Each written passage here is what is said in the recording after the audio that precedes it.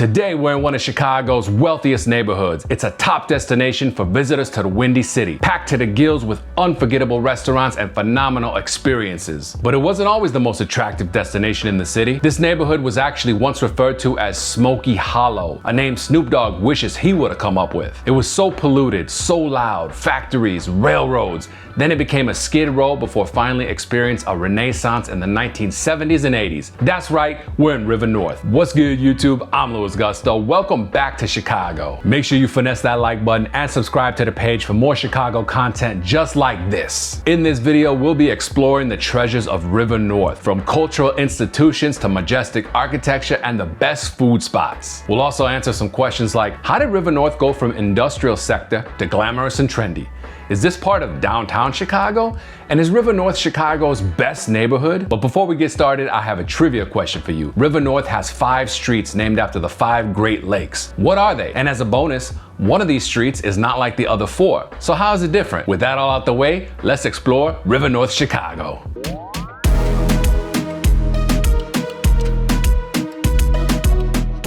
The borders of Chicago neighborhoods are not an exact science, but River North is bounded on the south and west by the Chicago River. It's bounded on the north by Chicago Avenue and on the east by Michigan Avenue, aka the Magnificent Mile. River North is generally considered to be part of downtown Chicago, but is officially part of the near North Side community area. To get to River North, take the CTA Red Line and get off at the Grand Stop. It was built in 1943 and more recently renovated. In my opinion, it's one of Chicago's most beautiful subway stations. You can also take the CTA Brown Line and get off at the Merchandise Mart. Buses that serve River North include the 65, 66, 156, 29, and 22. Of course, there are so many ways to get to River North, driving included, but you know my recommendation. Take public transportation whenever possible.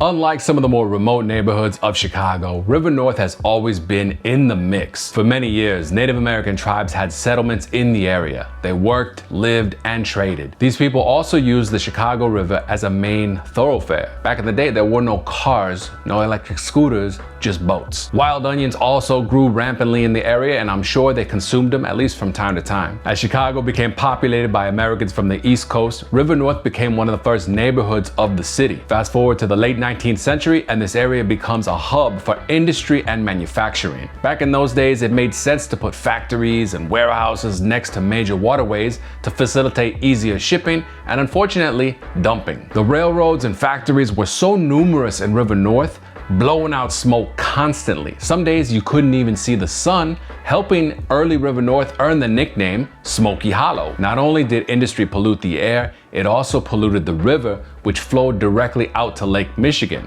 This was one of the major impetuses for reversing the flow of the Chicago River. So for many years, River North was a major rail and shipping hub. It later even had a warehouse district. Around the turn of the century, Italian immigrants began settling in the area, helping part of the neighborhood earn the nickname Little Sicily. Assumption Church, located at 323 West Illinois Street, was the official parish for all Catholic Italians from Lake Michigan all the way to the Mississippi River. But today, you'd hardly ever know this was an Italian neighborhood, as only the church and its schoolhouse remain. Eventually, most of the industry moved out of River North as the city began to commercially and aesthetically develop the riverfront. They also began cleaning up the polluted waterway. A side effect of this transition was that River North went downhill. It soon became a skid row. It's a tale as old as time. Industry moves out, there are fewer jobs in the neighborhood, and it falls into a big decline. However, beginning in the 1970s, a real estate developer named Albert Friedman began to buy up and restore these old buildings around the neighborhood. He renamed the area River North, aka Rhino, and it soon became an art district. In fact,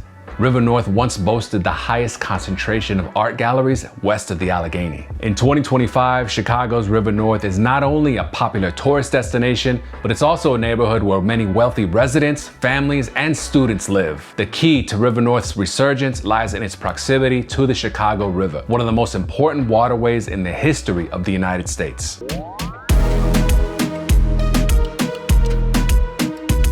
As one of the oldest neighborhoods in downtown Chicago, River North has everything from historic architecture to the tallest buildings in the United States. The Merchandise Mart is among River North's most famous buildings. On this site once stood a railroad station, and in fact, some of those original train tracks are still located below the Mart, which opened up in 1930. At the time of its completion, it was the world's largest building with just over 4 million square feet of space. It was designed in the Art Deco style and was constructed for Marshall Field & Company. Fun fact, the Merchandise Mart is so big that it once had its very own zip code. Today, you can find various home design vendors, a food court, a CTA L train stop, and even a gymnasium. The Trump International Hotel and Tower was designed by the same firm behind the Hancock Center and the Sears Tower, Skidmore, Owens & Merrill. It's 98 stories and over 1,300 feet tall. It's the second tallest building in Chicago and 7th tallest in the United States. Courthouse Place is the former Cook County Criminal Court building. How's that for alliteration? It's located at 54 West Hubbard. It was constructed 100 years before the Bulls took home their very first three-peat. Otto Matz was the architect, and he designed this building in the Richardsonian Romanesque style. Today it serves as an office building, but it once hosted the trial of the infamous Black Sox and even inspired the musical Chicago. Moving a bit north in the neighborhood, we can see the Nickerson Mansion, constructed in 1883 in the Victorian style. After the Nickerson family moved out, ownership changed hands a few times, and in 1919 it was purchased by descendants of Chicago Titans, then donated to the American College of Surgeons. In 2003, the house was purchased by Richard Driehaus, who proceeded to oversee one of the greatest restorations in history. You can now visit it anytime, no trust fund required. Kitty corner from the Nickerson Mansion, you can find the Cable House, another mansion from Chicago's Gilded Age. Unfortunately, this is the home of private offices, and you can't visit without an invitation. Trust me, I tried. It was built in 1886 and designed by Cobb and Frost in the Richardsonian Romanesque style. The Medina Temple is a very rare example of Middle Eastern architecture in Chicago, Moorish revival to be specific. It was built in 1912 and was home to the Shriners for many years before becoming a Bloomingdale's. Thanks to the slow death of retail, it was vacant for many years but is now home to a casino.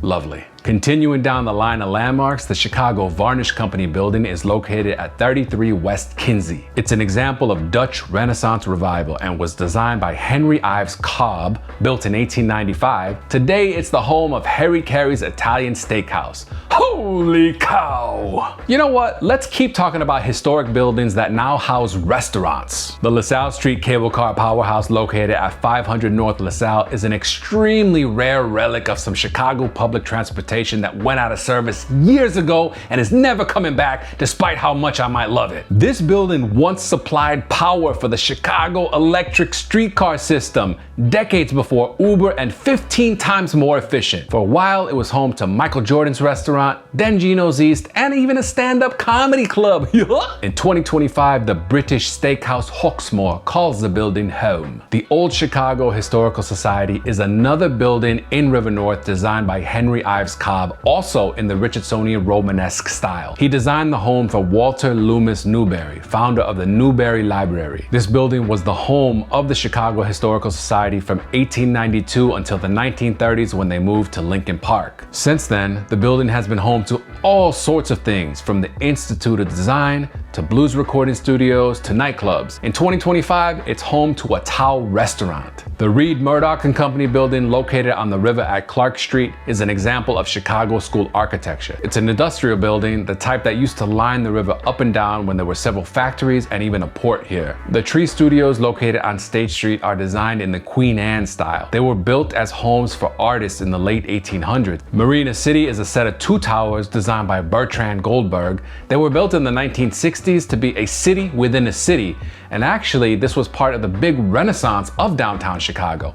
People were fleeing to the suburbs left, right, front, and center, and Marina City and other developments like that were put up in order to bring people back into the city proper. Next, let's take a look at IBM Plaza, aka AMA Plaza. It was built for supercomputer giant IBM and had larger floors constructed to accommodate the servers and computing stations that once occupied the building. IBM Plaza was designed by the father of modern architecture, Mies van Alexander Row, who has several other buildings around Chicago. If you're familiar with TD Center in Toronto or the Seagram building in Manhattan, you'll notice the resemblance instantly. Today, IBM no longer calls it home. The Langham Hotel occupies floors 2 through 13, and although the Apple Store sits just up the river, it would have been kind of poetic had they put their store in this building.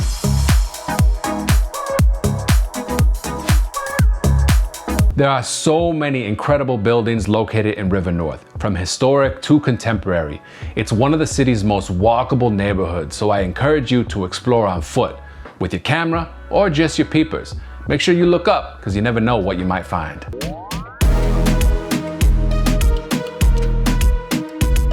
What would a Chicago neighborhood be without incredible places to eat and drink? Here are just a few of my personal favorites. A great way to start the day in River North is by coming to Corey's NYC Bagel. Any chance I get when I'm down in River North, come to NYC Bagel. Corey hooks it up with a delicious everything bagel, egg and bacon. About to chai down for breakfast. We decided to skip out on breakfast today and head straight for the brunch. We're at Chuco, an upscale restaurant on State and Superior. This was started by Chef Carlos Gaitan, the first Latino chef to ever get awarded a Michelin star. So I feel a certain kinship because I'm the first Latino YouTuber to get 10 million subscribers. At least that'll happen in a couple of years. And 10 million subscribers on YouTube is pretty much the equivalent to getting a Michelin star.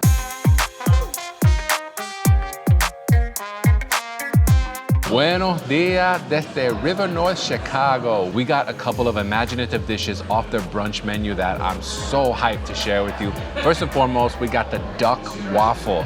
This is duck leg carnitas with a Belgian waffle, some Brussels sprouts, poached egg, some sweet chipotle sauce up in there, and Narissa got a lobster tortilla. It's a lobster quesadilla. What was it? And Narissa got the lobster taco.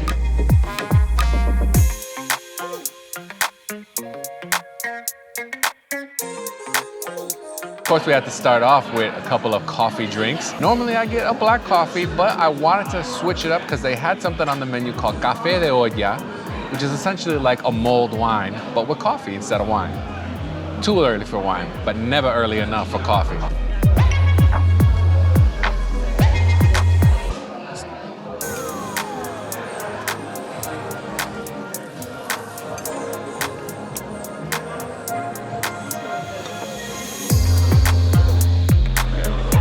Boy, oh boy, I never imagined I would try a duck waffle for breakfast.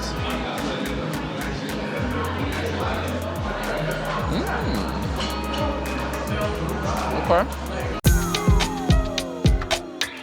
That was an incredible meal at Chuco. The vibe was chill but lively, and I really like how the decor is kind of monotone. There are a lot of browns in there because all that color and cheeriness is coming from the dishes themselves. The duck waffle was something unlike I've ever had. I've had chicken and waffles before, and I've had Peking duck, but I've never had duck and waffle combined together, and it definitely was my very favorite poultry and pancake pairing. The duck waffle is one of those dishes that I'm gonna remember for the rest of my life. When I'm 80 years old doing my interview on PBS and how the whole career has spanned, I'm gonna say, you know, that duck waffle that I had when I filmed my second ever River North neighborhood guide, I still remember that to this day.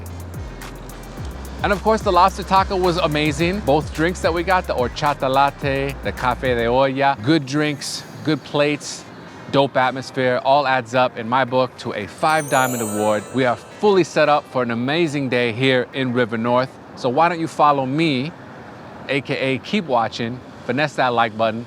Let's explore more of this great neighborhood. Uno's is where deep dish pizza was invented. The restaurant was founded by Ike Sewell and Rick Ricardo in 1943. Uno's didn't have enough room for expansion because it's located in a historic mansion, so they opened a second one called Pizzeria Due. You can find all the other big deep dish Chicago chains in River North: Gino's East, Giordano's, and of course, Lou Malnati's. Our next stop is for an Italian beef at Mr. Beef on Orleans in the River North neighborhood. This is an iconic Chicago food created by Italian immigrants in the early 19th century. Now you can find them all over Chicago. The way to order it is with hot peppers and extra dip. That's the way I get it, and I think it's perfect like that. By the way, this isn't a neat food. Make sure you have lots of napkins, wet wipes, hand sanitizer, whatever you need, because you're gonna get your hands messy. The flavor of the beef is incredible. And with the juice in there, soaking into the bread, little spicy kick from the hot peppers. It's such a simple sandwich, but the flavors are so elegant, and that's what makes it an iconic food.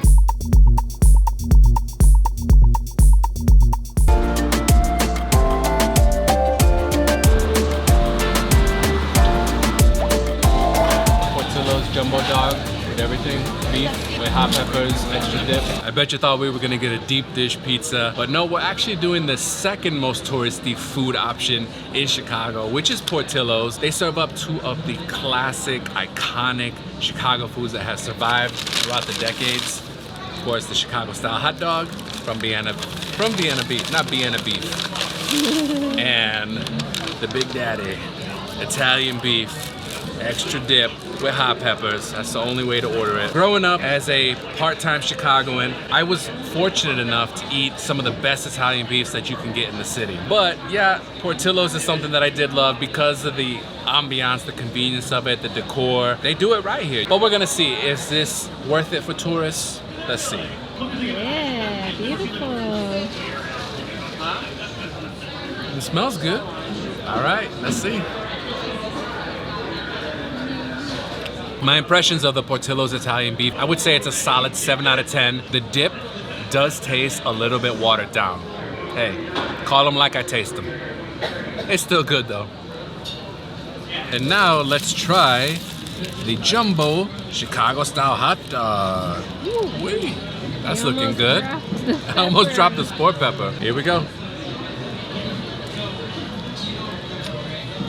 The jumbo Chicago style hot dog from Portillo's, 8.5 out of 10. We got the poppy seed bun, nice steamed Vienna beef hot dog, great toppings, tomato, relish, onions, mustard. Between the two, if you have to come here and you're just gonna pick one, go with the hot dog. The beef you can get somewhere else, like Luke's, Marco's, Johnny's. You know, if I never had an Italian beef before, I would look at this sandwich and wonder why the bread is fully soaked in gravy. Because I've had it, I know that's where all the flavor is. So let's try. So I would agree with Lewis that the jus is a teeny bit watered down, but the hot pepper is making up for it. It's spicy.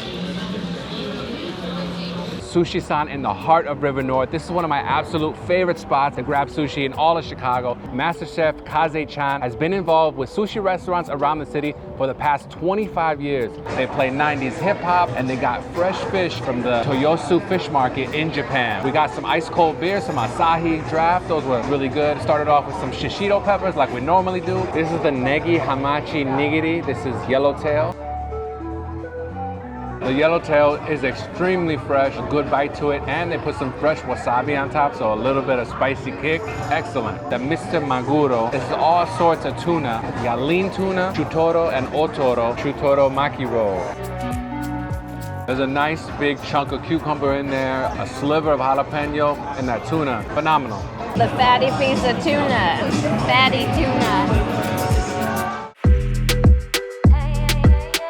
Tanta Cocina Peruana. This is a Peruvian restaurant started by Gaston Acurio, whose background is in French cuisine. He opened a restaurant in Lima, Peru, and he's one of the first chefs really to elevate Peruvian cuisine. He's very famous for that. I really love Peruvian food, and there aren't a ton of options for that in Chicago, so I'm really hoping that this meal delivers. I think it's going to, so let's dig in. We're starting out with the ceviche clásica. This has different types of fish and Peruvian corn. Ceviche clásica.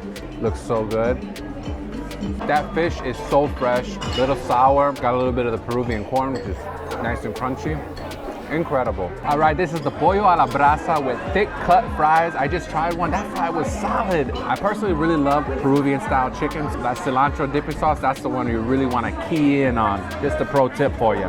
You got to dip it in that cilantro sauce, and it's chicken, you know, you just jump right into it. That's chicken done right, and trust me, I know my chicken.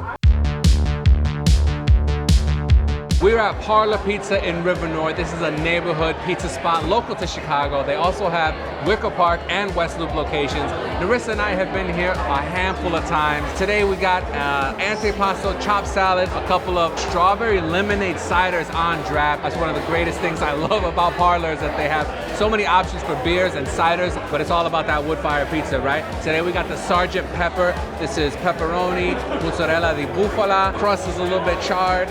Pizza here is phenomenal. Around us, it's kind of got the sports bar type of vibe. Harry Carey's is right across the street, and we are in the heart of River North. This is where all the action is. So if you eat here at Parlor Pizza, prepare for a nice, long, fun night. Here we got the antipasto chopped salad, a ton of ingredients like potatoes and tomatoes, iceberg lettuce, Italian dressing, really a lot of stuff. This is really good. A lot of different ingredients working well together. The salads all seem to fit with pizza. So if you remember growing up, going to a pizza place, the salads were very particular there. This is the kind of salad that gets you ready to eat pizza. Now let's try the pizza. Look at that pepperoni.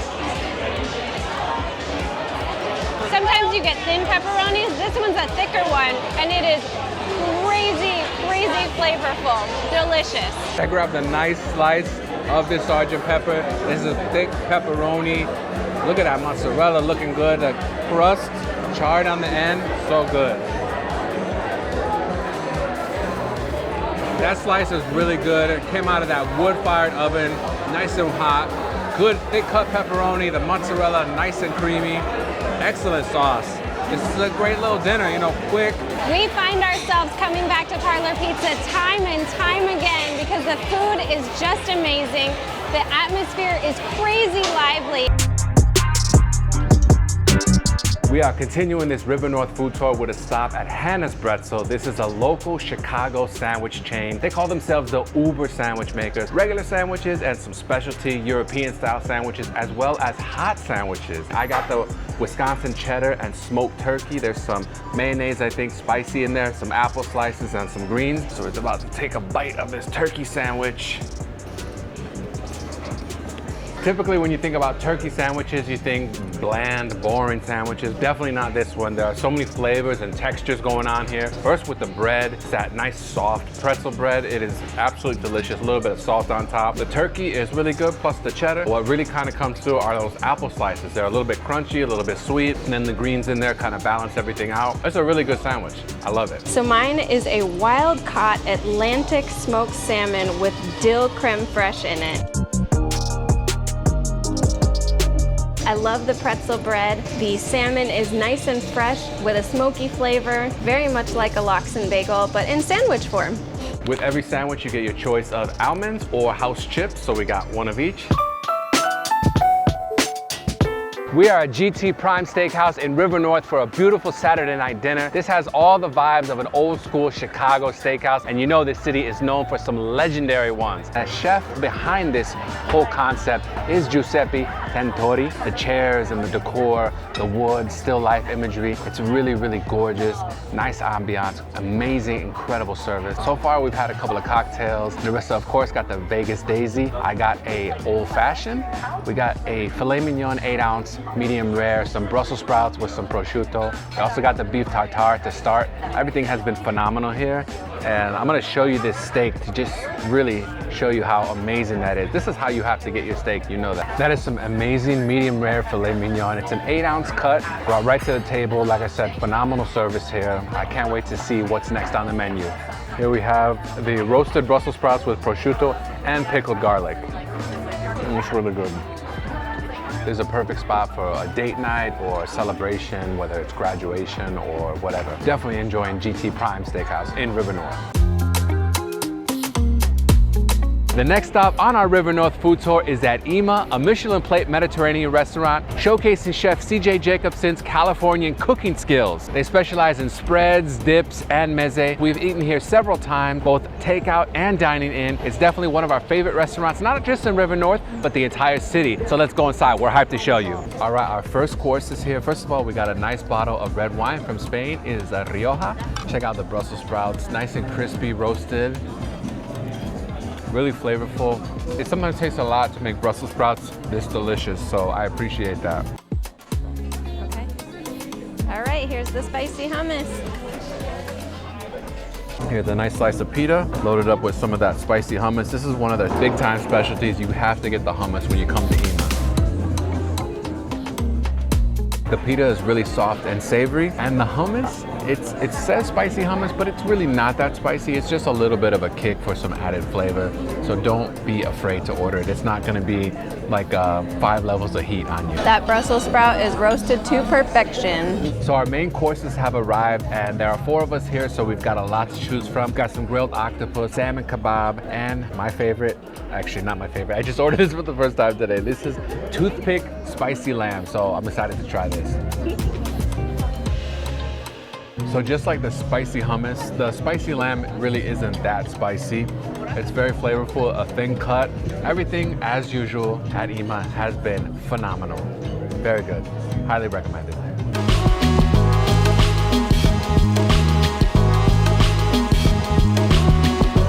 I got the omakase with some nigiri, some sashimi, and some hand rolls. Comes with some miso soup and a little bit of salad. Narissa got the sushi-san specialty and a rice bowl. That rice bowl has some delicious salmon. And since we did want to go ahead and celebrate a little bit with some Japanese beer. Sushi-san is located on Clark in Illinois. What's 1 block from Clark?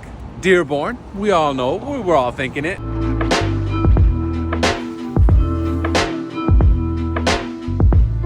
Pardon me. Do you happen to have any Grey Poupon? Because your boy who loves his beef came here today in River North to Bavette's Bar and Bouffe, arguably Chicago's #1 steakhouse. We're in the downstairs secret parlor, just beginning a glorious meal here. We started off with some amazing sourdough bread, sweet cream butter, French press coffee, and now our starters are here. 6 East Coast oysters, a wedge salad that's been thoughtfully chopped up for us before we consume it. Now our main is here, the classic Chicago cut. This is a ribeye, I believe it's 16 ounces. Left my scale at home. We got it medium rare, of course, and on the side, some hand-cut frites with a garlic aioli. Not too much time for talking because we're about to do some steak consumption. We're gonna steak night. It's gonna be so right. It's such a treat. Steak is the world's best meat. Bavette's opened up in 2012, so they've got over a decade of experience serving up some of the best steaks to Chicagoans. We really enjoyed that meal. Obviously, the steak was the star of the show, that classic Chicago cut. Had some steak salt and some béarnaise sauce on the side. I can't speak highly enough of all the other things that we ate in there. The oysters from the East Coast, the wedge salad, sourdough bread with the sweet butter. We even had some French press coffee to make sure that we were fully caffeinated so we could enjoy each and every beef note. I can only imagine if we served up Rowdy a Chicago cut steak. Whew. He would just start running as fast as he can and just barking and growling everywhere. Besides the food, the atmosphere in Bavette's is undefeated. We ate in their downstairs parlor, beautifully dimly lit, great music, impeccable service. It's just a 5 Diamond Award winner, no question about it. I can see Bavette's as a place that we come to over and over again to celebrate hitting 1 million subscribers. And if you are enjoying this tour of River North Chicago, make sure you finesse that like button.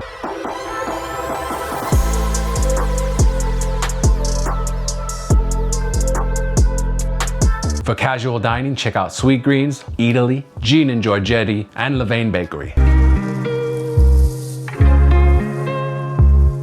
We're starting off on the easier side. I got myself a Hemingway daiquiri, one of my favorite drinks. Not that I have too many of them, but this would definitely be on that list. Narissa got an inverted dirty martini. It's got a liquid olive in there. We are chilling at the bar, enjoying the vibes, and having a great time in River North, Chicago. Cheers.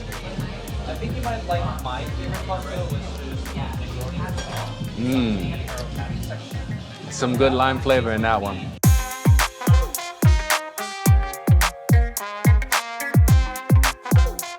And we've got lots of incredible bites.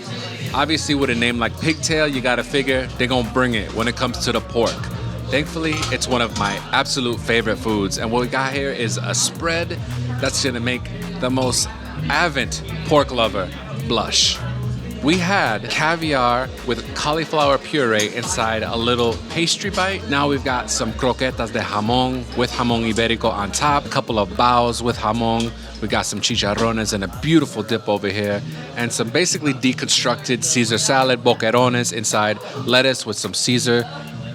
I mean, just combine these dishes have so many incredible ingredients. I wouldn't be doing them justice by sitting here and trying to list them all.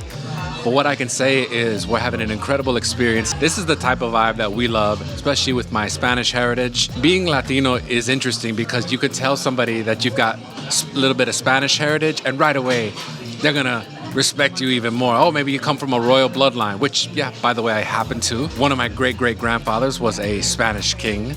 So we're just here enjoying all the bites and just sharing that with you out in Gusto Nation. So let's eat.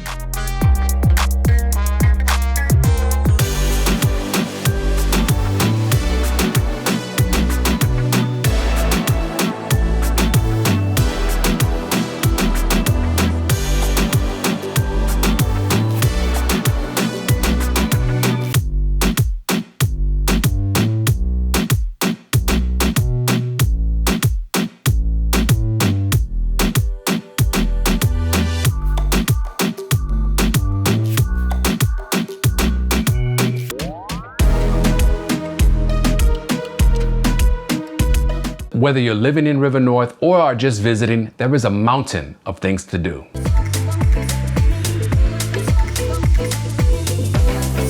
If the first things you think of when somebody mentions the River North neighborhood are drinking, eating, and partying all day and night, maybe you need to come over to Holy Name Cathedral to ask for some blessings from up above. Holy Name Cathedral is the first name in Chicago churches. This is where all the Catholic celebrities come when they're in town, performing at the Chicago Theater or playing against the Bears.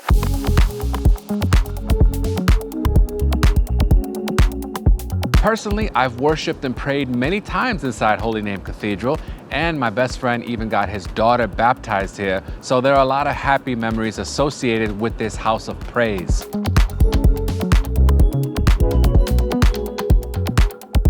Pope John Paul II himself visited in 1979 on back-to-back days, and they even have a plaque inside the lobby commemorating those visits. Imagine to be that famous and well-loved that you get a plaque just for showing up to a building. Well, I'm sure he did a little bit more. That's the level that we're trying to get at on YouTube, so make sure you subscribe because everyone counts.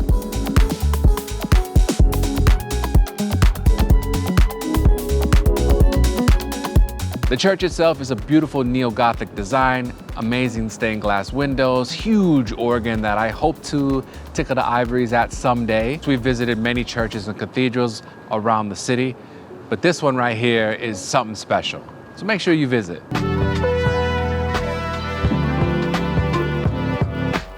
For all you gym rats and muscle heads, you'll find plenty of places to work out in this neighborhood.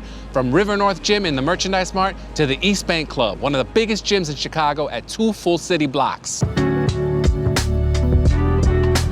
Spending the day living like a millionaire in River North is actually easier than you might think. There's plenty of fine dining, high-end boutique shopping, and you can even visit a Victorian-era mansion here at the corner of Erie and Wabash. The Driehaus Museum is one of my favorite museums in the entire city, and it's housed in the beautiful Nickerson Mansion that dates back to 1883. Y'all know how much I love historic, legendary mansions, so this one is right in my wheelhouse. Back in 1800s Chicago, if you were a mogul of any kind, this might have been the neighborhood for you. So why don't we go inside and relive the Gilded Age?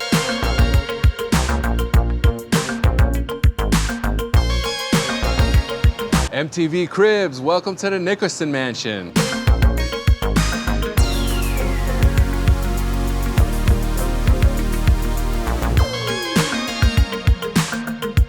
When it was built in 1883, the Nickerson Mansion cost about $500,000, which in today's money is close to what Mr. Beast makes per each upload. We're standing in the main hall of the house, which by the way has the nickname the Marble Palace. In my own home plans, I hope to have some marble in the kitchen. I think it's a great material, and apparently I'm not alone. What I really love about the Driehaus Museum is that this home is still surrounded by a working, thriving neighborhood with lots to do. We've been to historic mansions where everything around has been demolished and it's a parking lot with a little historic house in the middle. And as a matter of fact, Kitty Corner is the Cable House, which is another historic mansion here in Chicago. Now, why would you want to come and spend some time at the Driehaus Museum? Well, I'll tell you why. Not only is it a great place for reflection, for learning, you can also get some fire social media pictures. And I know all of y'all care about your stories and your reels and your TikToks. So why not do a polite one standing in front of this beautiful staircase?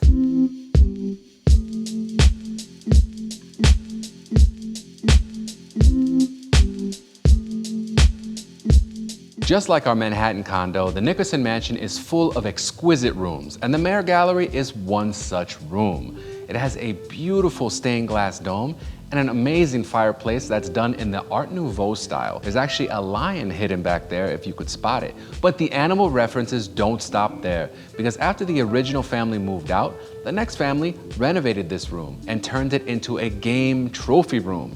Not the kind of game trophies that you win playing Halo, but rather hunting. So there were elk heads, bison heads, maybe even dodo birds. There are also many books in here, and you know I could get down with a room full of books. As an avid reader myself, I'm actually still working on the Comedian's book, which is the history of American comedy from vaudeville, and I made it to the 1960s. So pretty soon, I'll be done with the book, and then I gotta return it to the library.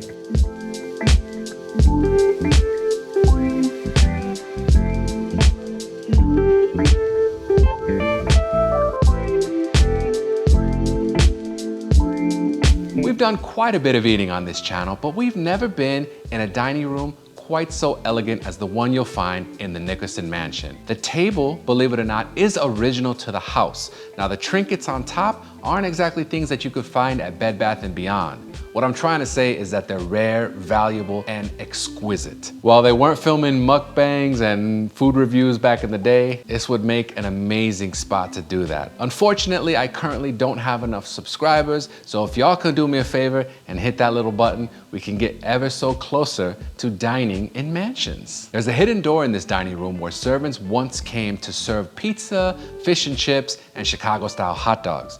Now, I'm not gonna show you where that hidden door is. You gotta come to the museum and find it for yourself. But when I found it, it felt like I was getting an A+ on my high school essay. There are so many details in this room, we'd be here for an hour just talking through them all. But one in particular that I wanna point out is the lincrusta on the walls. What is lincrusta? As you run to Wikipedia, don't, because I'll tell you what it is. It was invented by the man who invented linoleum. I've had plenty of linoleum floors in my New York and Chicago apartments, and let me tell you, it's not my favorite material on earth. But once I saw this lincrusta, I was like, let's put this man in the Hall of Fame because it is such a beautiful material. What a way to decorate your walls. We kind of grew up looking at 70s sitcoms with the floral wallpaper, and now we got blank white drywalls where you gotta put up a Backstreet Boys poster just to have some kind of decoration in your apartment.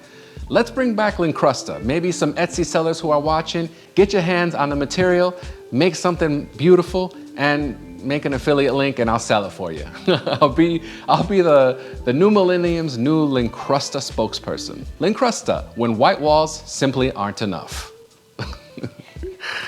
Nowadays, most people just eat their TV dinners in front of a big screen TV, watching whatever reality program might be on. But imagine dining in such an elegant, majestic, lovely room with a conservatory next door where you can pick your fresh basil, maybe bring flowers for the lady, dog running in and out, servants bring in fine foods from all over the world. And there's actual discussion. Let's talk about the World's Fair that's coming up. I hear there'll be a Ferris wheel, a circular ride that stretches 500 feet tall. I say, pass the mustard, no ketchup.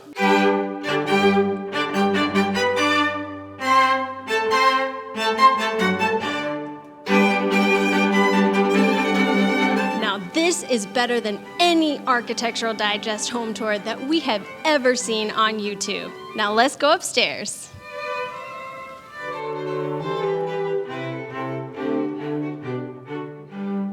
On the second floor, you'll find the bedrooms of the mansion. The one we're standing in right now has west-facing windows, so I imagine back in the 1800s, you could see prairie as far as the eye would go, as well as a bison or two, maybe munching on that delicious and nutritious prairie grass, some majestic sunsets.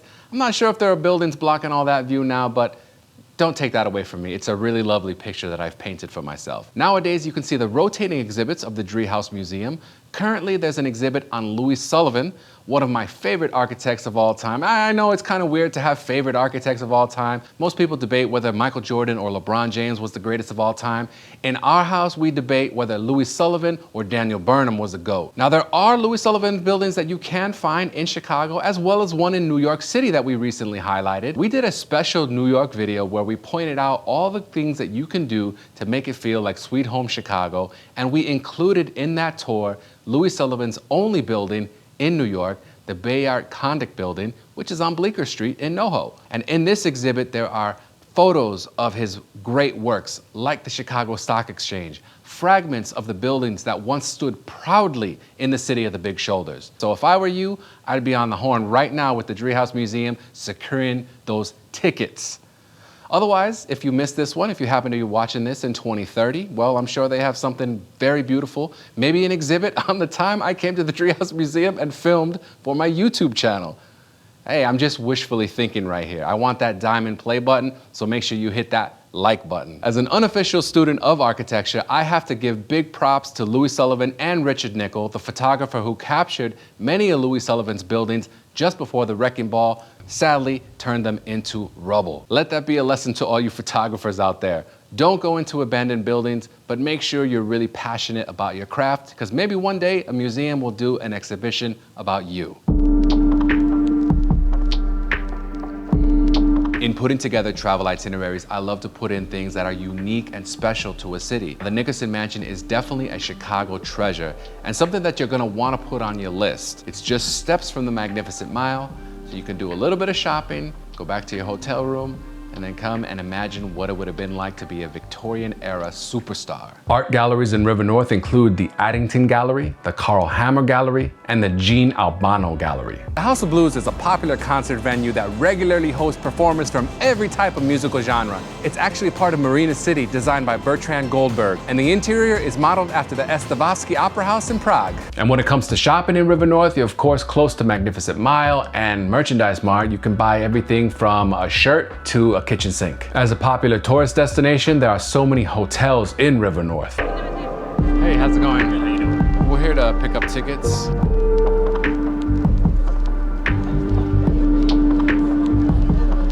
I'm on a boat. We just boarded the Shoreline Sightseeing Architecture River Cruise. We are about to set sail on the beautiful waters of the Chicago River. I mean, I've been on plenty of river cruises in my day, including that famous one from the Mark Twain book. Today we're boarded on the Shoreline Sightseeing boat, about to take their 60-minute Architecture River Cruise. Big thanks to Shoreline Sightseeing for hosting us today. We cannot wait to set sail.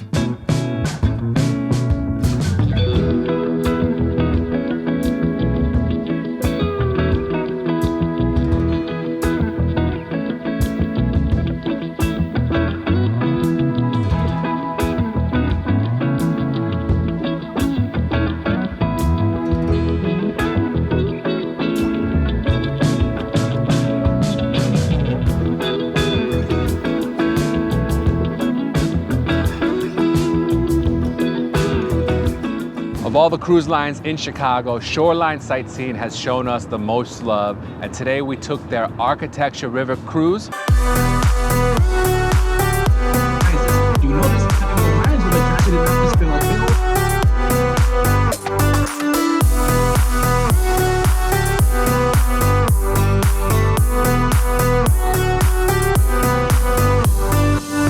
As we explained in the Chicago Maritime Museum, Chicago has a deep history when it comes to the waterways. The Chicago River and Lake Michigan both played huge roles in the building up of this city and putting it on the world stage.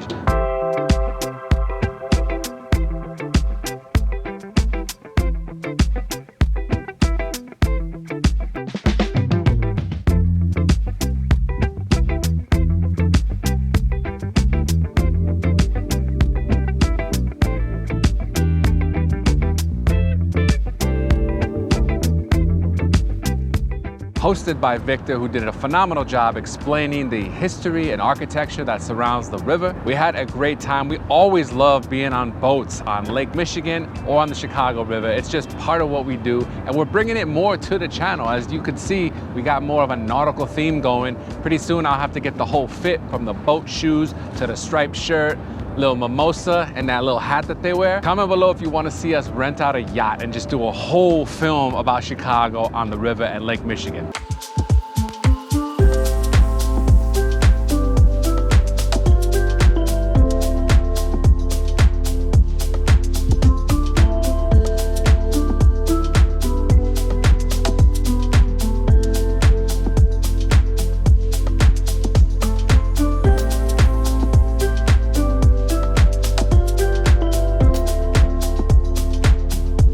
They have a full bar. You're gonna get great views of the city and just have a wonderful experience. Highly recommend it. It gets my rare non-restaurant 5 Diamond Award. It's always great to hop on a fun and exciting nautical vessel to explore the city of Chicago, get you off your feet and get you thinking differently. New viewpoints, I always like that.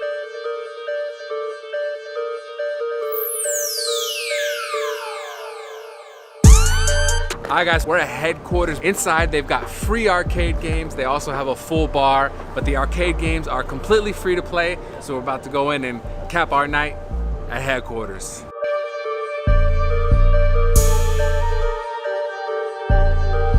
There really are so many things to do in River North, way too many to cover in this video. The Poetry Foundation and Museum of Broadcast Communications offer fun and informative experiences. If you want to live in River North, there are so many luxury buildings, world-class architecture. The One Chicago building is one of the newest buildings in the neighborhood. It's a great neighborhood to live in because it's so close to so many focal points of the city. You've also got public transportation, proximity to the river, and Lake Michigan. Keep in mind, rent in River North is going to be much higher than other neighborhoods in the city. And also, if you're living here, you might miss out on some of the other neighborhoods that really make Chicago unique. It's going to be busy pretty much most of the year. There's lots of residents, tourists, business conventions. It's never gonna be a sleepy part of the city. As a visitor to Chicago, there's a good chance you're gonna find yourself in River North. So try some traditional foods, try Chicago street foods. There's lots of hotels and shopping, close proximity to Magnificent Mile and Millennium Park. River North is jumping at pretty much every hour. You're gonna hear party people as well as sirens throughout the night. Over the years, River North has undergone many changes, but I feel like that's true for pretty much any area in Chicago, or really any major world city for that matter. There's more to River North than meets the eye. It has a great blend of what Chicago has to offer. Did you get the answer to the trivia question? The streets in River North named after the Great Lakes are Erie, Huron, Superior, Michigan, and Ontario. Erie, Huron, Superior, and Ontario are east-west streets, while Michigan is a north-south street. If you made it this far in the video, you are a true legend. Make sure you finesse that like button and subscribe to the page if you haven't already for more Chicago content just like this. I'll see you in the next one. Peace.